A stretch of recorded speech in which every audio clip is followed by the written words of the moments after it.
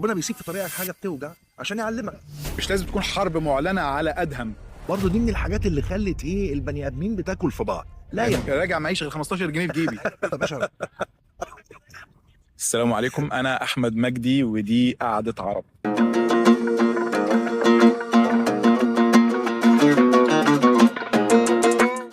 قعده عرب لا هو بودكاست ولا هو برنامج ولا انت قاعد في صاله بيتكم. ما انا واخد بالي. بتتكلم مع حد، ما انا واخد مع بالي ابن خالتك، مع قريبك، فبتتكلم مع حد. يا باشا ده انا يشرفني، انا حد مبسوط ان انا معاك مبسوط. النهارده يا احمد والله. ربنا يخليك مبسوط والله. بجد إن انا معاك اكتر. انا بحس فعلا وقلتها الحلقه اللي فاتت ان ربنا بيكرمني ان انا بيسهل لي الامور، ان انا اعرف اجيب ضيوف محترمين وكويسين وعندهم حاجه يقولوها، ودي حاجه تهمني ان انا اقعد قدامك اسمعك وتقول حاجه ليا تفيدني بكره وتفيد الناس اللي هتسمعنا. خلينا نبتدي. يلا بينا يا باشا.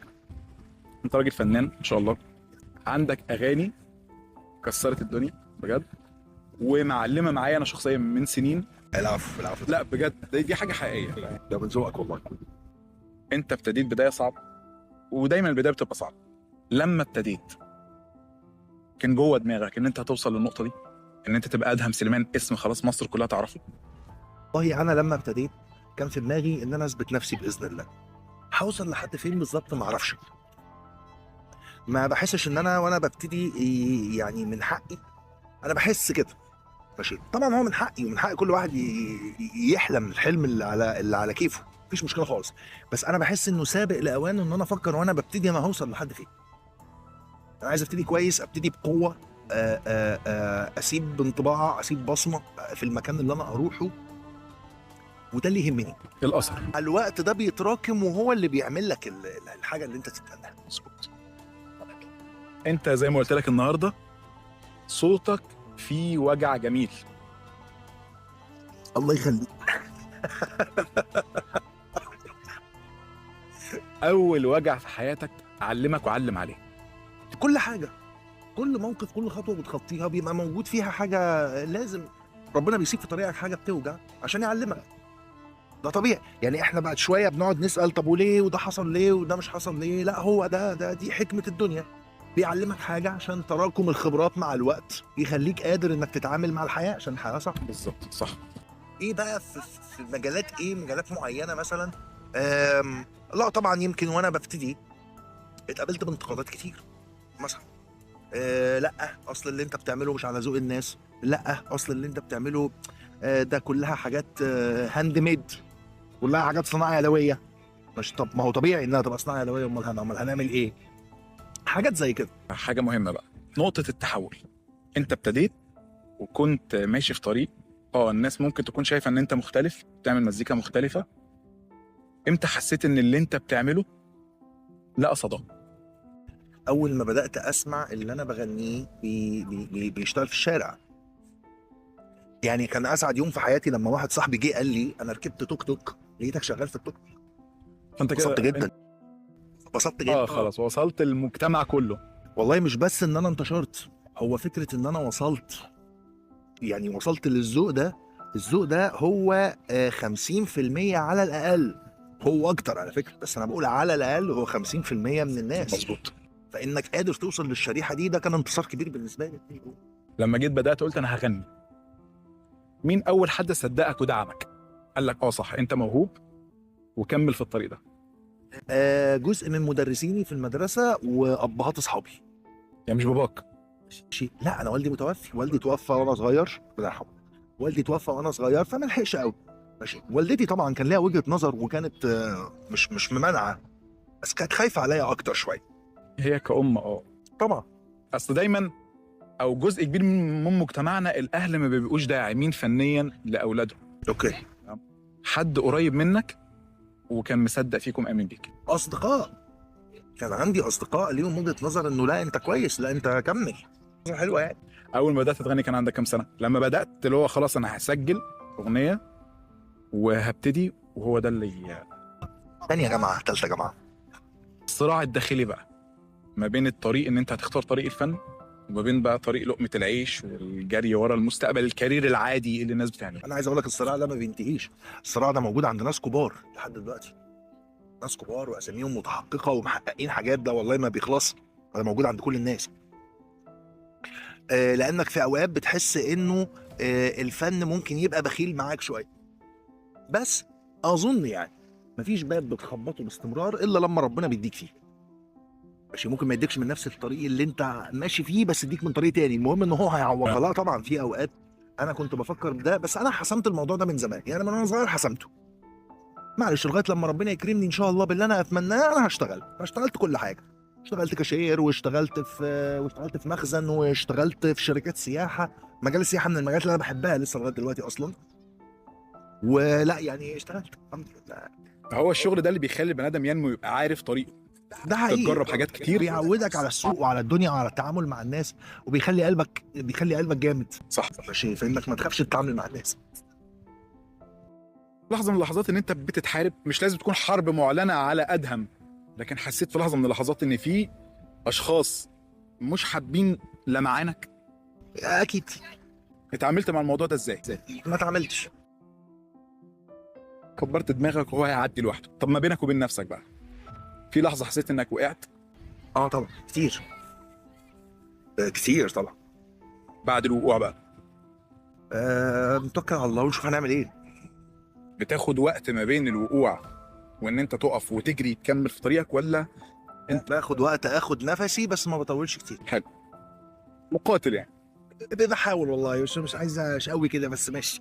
لا اصل هو الانسان يا كده يا صياد يا فريسه، فمفيش. طيب بص اقول لك على حاجه برضو، دي من الحاجات اللي خلت البني ادمين بتاكل في بعض. لا يا باشا، انت مش شرط تكون صياد ومش شرط تكون فريسه، انت ممكن تكون انسان مسالم بتحاول تحقق لنفسك الحاجات البسيطه ومبسوط ومتكيف على كده، خلاص شكرا. مش صياد للبشر، صياد للفرص.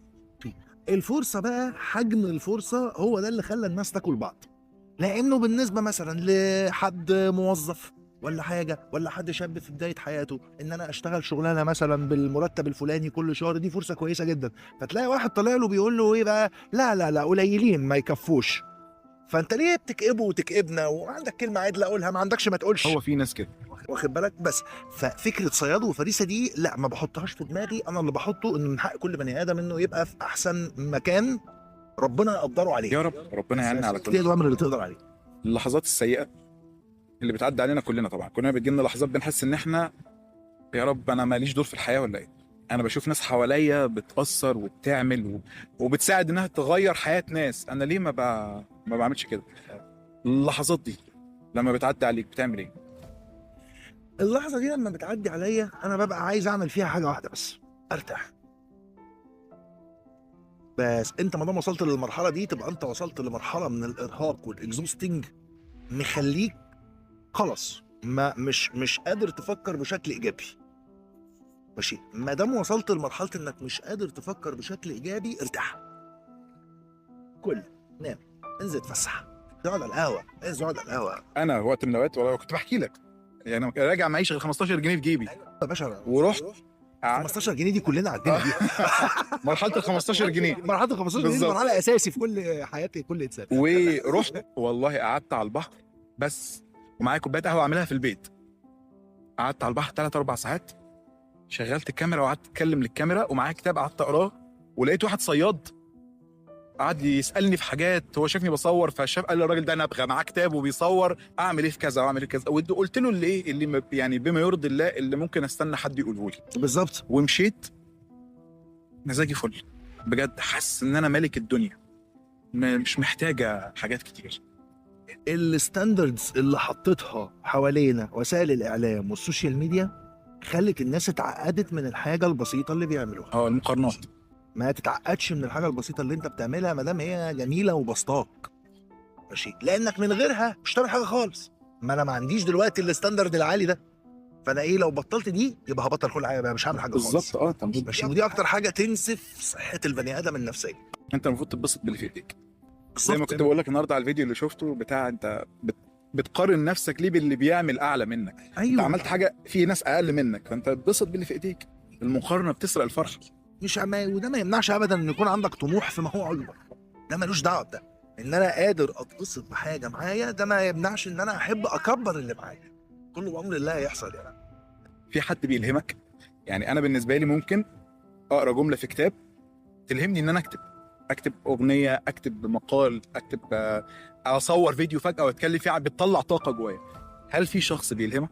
كتير ممكن نقول اسماء ولا لا ده ممكن جدا طبعا، ده لازم اقول. يعني في ناس بره وفي ناس جوه. نبتدي باللي بره المجال اللي هم القريبين منك؟ لا اقصد بره مصر. بره مصر مش عارف. لان هم اوريدي في منهم بره المجال وفي منهم جوه المجال. اللي بره المجال بره واللي جوه. بره اللي بره مصر بره المجال وجوه المجال. على مستوى شخصي انا توم كروز مثلا شخص ملهم جدا بالنسبه لي. ماشي. سيلين ديون. ماشي. شخصيه ملهمه جدا جدا جدا بالنسبه لي. ماشي. لا ده في كتير، يعني انا دوب بس ذكرت اسمين لان انا لو قعدت افتكر هفتكر كتير. جوه مصر هنا انا اظن ان دكتور احمد خالد توفيق من الاشخاص الملهمه جدا بالنسبه لي، الله يرحمه ويحسن الله إليه. يرحمه الله يرحمه ويحسن. ماشي. وما دام ذكرنا دكتور احمد ما ينفعش ما نذكرش دكتور نبيل فاروق. نبيل فاروق طبعا. طبعا واخد بالك. وفي حاجات حلوه وحاجات قيم جميله اتعلمناها منهم. وعلمك حاجه انك تشغل مخك في سن بدري. فعارف انت لما يبقى شاب مخه منور يختلف تماما عن انه كل حياتك في الدنيا الموبايل وهنسكرول له. بالظبط بالظبط. ماشي. كنت تلاقي العيل فينا مخه منور. فاهم قصدي؟ انت من ناحيه جوه المجال طبعا عمرو دياب ملهم جدا بالنسبه لي، ما شاء الله عليه. عقليه عمرو دياب طبعا. ماشي. لا والله مش عقليته بس، عقليته لا هو طبعا، لا انا بتكلم العقليه اللي قدرت تخليه ثابت على نجاحه السنين دي كلها، وبيتطور بيعلى بفنه وبيعلى حتى جسمانيا. وطبعا ما دام ذكرت من التجارب الناجحه ومن التجارب الممتازه اللي بتديني انا طاقه، برضو اذكر تجربه تامر حسني. تجربه تامر تجربه جميله وتجربه ملهمه لكتير من الشباب برضو. ماشي. الراجل كتر خيره بيتعب وبيشقى وبيحافظ على مستوى وبوتنشال عالي جدا. حاله طبعا.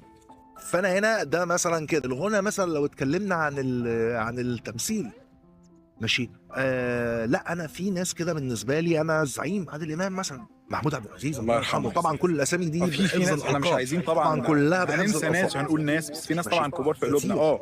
كتير. استاذ نور الشريف رحمه الله عليه، استاذ محمد صبحي ربنا يديله الصحه ويقومه بالسلامه، يعني برضو ربنا يبارك في عمره. بحبه جدا. قدم للفن. انت شوف مسلسل فارس بلا جواد بس، انا بالنسبه لي تيجي تتكلم اقول لك فارس بلا جواد طبعا. الاب المصري ونيس طبعا. ما تجيش بقى، مفيش حاجه تانية. طبعا. وعلى فكره انا ضد الموجه اللي كانت ماشيه تقول ونيس مثالي قوي زياده عن اللزوم خالص. الراجل انا اتفرجت على المسلسلات على السبع ولا الست اجزاء. يا جماعه الراجل يخطئ ويصيب طول المسلسل. وطول المسلسل بيتعلم من غلطه، وطول المسلسل بيقول انا ربيت ولادي في الحته الفلانيه غلط ومحتاج ابديت ابقى كذا. فلا الموضوع ملوش علاقه بالمثاليه. لا خالص. الموضوع ملوش علاقه بالمثاليه. احنا بس بقت عندنا موضه كده انه اي حد بيحاول يقول كلمه صح يقول لك يا عم انت هتدعي المثاليه. ايوه طب اطلع اشتمكم عشان انت عايز نطلع انصح الناس بحاجه اضلهم، اطلع اقول لهم يعملوا حاجه وحشه بقى؟ ده شويه اللي اقرب للواقع. هم عايزين كده. او انا مش عايز اتكلم عن المجتمع كامل، لكن انا بقيت بشوف اكتر الفيديوهات اللي بتبقى مشهوره جدا هي الفيديوهات التافهه اللي ملهاش اي طعم، اللي هو انت وملايين المشاهدات. في ناس دمها خفيف بتعمل فيديوهات حلوه جدا. انا في اشخاص قلت لك عليهم بتفرج عليهم ببسط، كلهم بتفرج عليهم وبحبهم اصلا، كلهم بتفرج عليهم وبحبهم.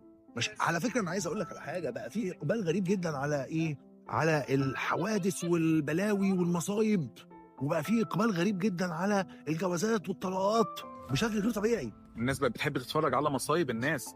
يا جماعه ما توحدوا الله يا جماعه، في ايه؟ لا اله الا الله. واحنا ما عندناش حاجه كويسه ابدا نتكلم عنها؟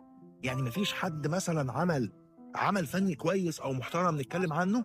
ما فيش مثلا انجاز على مستوى حكومه والدوله والكلام ده كله؟ معلش حتى لو عندك اختلافات، حتى لو عندك انتقادات، حاجه مثلا زي المتحف المصري الجديد ما شاء الله، بسم الله ما شاء الله، زي موكب المومياوات. طبعا انا كنت مبسوط جدا جدا يا جماعه، اللي هو احساسي كده من جوه اللي هو يا خرابي اول مره اشوف ترند نضيف، وكمان ترند بيتكلم عن مصر. المتحف يوم افتتاح المتحف انا كنت طاير من السعاده. انت مش متخيل، كنت انا اصلا ساكن جنب المتحف، فانا شايف المكان، وانا انا اصلا كل يوم بعدي من قدام المتحف بشوف التطور اللي بيحصل والتجهيزات اللي بتتعمل، وحتى معامله الناس، يعني معامله الناس الموجودين المسؤولين عن المتحف حاجه جميله، حاجه منتهى الرقي. الدوله عارف انت، الدوله بتتطور وبتعلى وبتزيد، كل الحاجات دي بس محتاجه صبر.